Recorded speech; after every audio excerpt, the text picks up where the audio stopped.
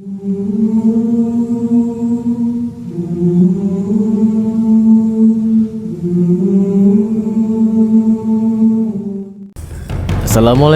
warahmatullahi wabarakatuh.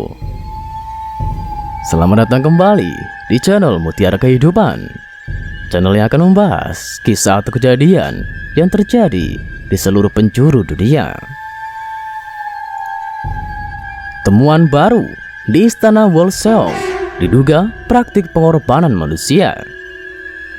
Penemuan sisa-sisa jenazah manusia kembali didapat dari situs Istana Wolseong, Gwangju, Korea Selatan.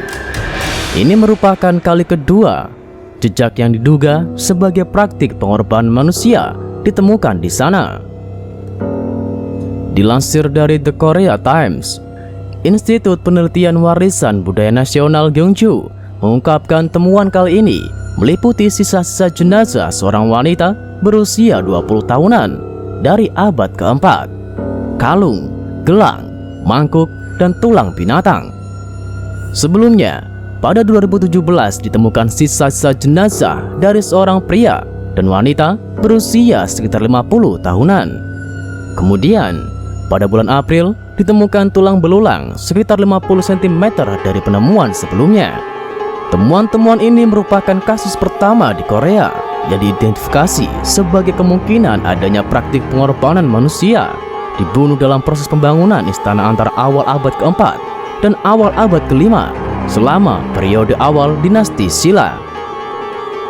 Penggalian di area istana ini dimulai pada Desember 2014. Pada tahun 1985 dan 1990, sekitar 20 set sisa-sisa jenazah ditemukan dalam jarak sekitar 10 meter dari situs. Namun, karena keterbatasan bukti, mereka tidak diidentifikasi sebagai hasil praktik pengorbanan manusia. 3 jenazah dimakamkan di bagian yang dibangun sebelum tembok utama benteng, ujar Jang Kim-yung, seorang peneliti di Institut Penelitian Warisan Budaya Nasional Gwangju dalam konferensi pers online.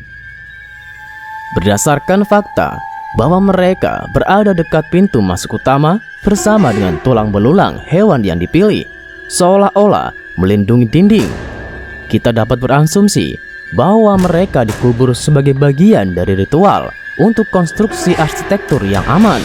Jelasnya, Jang Kim-yung menambahkan, pembuatan tembok dilakukan dalam 4 tahap. Namun, jenazah dikubur tepat setelah meratakan tanah dan sebelum rangka konstruksi dipasang. Peneliti lainnya dari institut yang sama, Kim Hun-suk, menuturkan penelitian lebih lanjut dapat membantu untuk mengetahui lebih rinci proses pemakaman.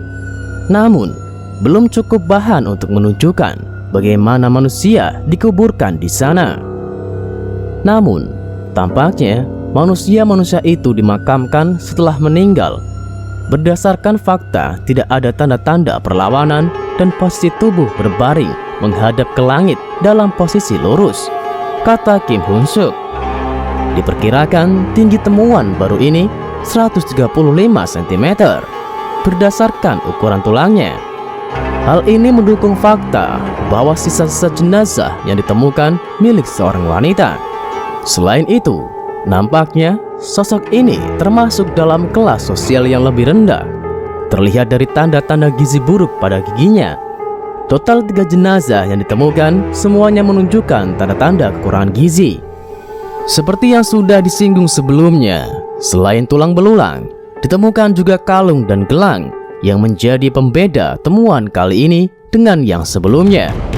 Pihak Institut Penelitian Warisan Budaya Nasional Gwangju mengungkapkan mangkuk yang ditemukan berada di bagian bahu sisa-sisa jenazah.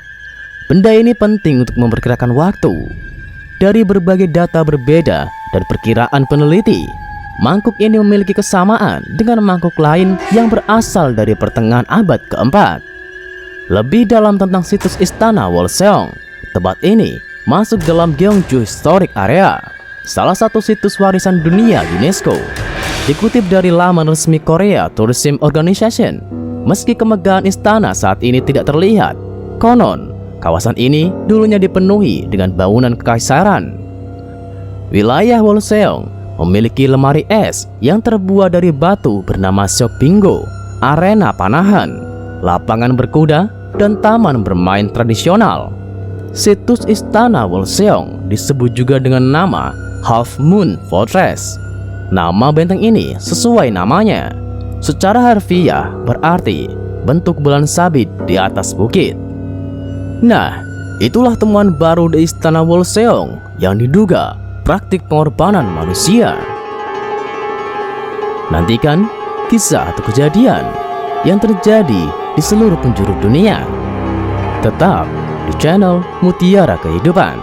Wassalamualaikum warahmatullahi wabarakatuh.